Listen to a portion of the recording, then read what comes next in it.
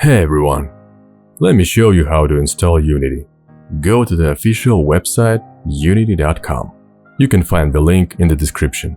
On the site, the first thing you need to do is to register. Next, click Download.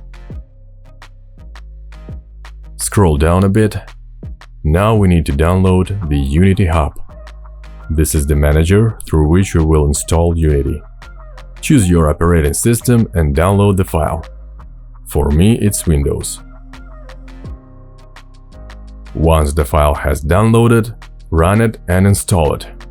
After installation, you can launch the Unity Hub. I already have all this installed, so I can't show you.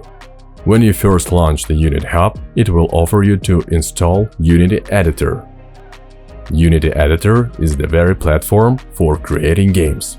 If you want the latest version of Unity, you can press Install Unity Editor. You'll see this button on the initial window. But sometimes for specific tasks, you need an older version of Unity. In that case, click Skip Installation and I'll show you what to do next. This button will be somewhere here. So, here you are in the Unity Hub. Here you also need to log into your Unity account. Next, go to the Installs tab, Pre-releases, Install Editor, Archive, and click on Download Archive. You will be redirected to this page. And here you select the version you need and click Install. For example, this version.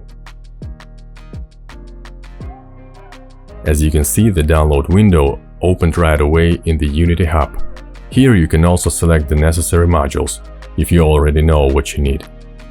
Most likely you'll need Microsoft Visual Studio. The rest is up to your preference. This, for example, if you want to develop games for Android. This one is for iOS, and so on. Then click Install. I'm gonna close it for now. All these modules can be downloaded later. To do this, go to Installs, click on this icon, and click on Add Modules. And you see the same window. And that's basically it.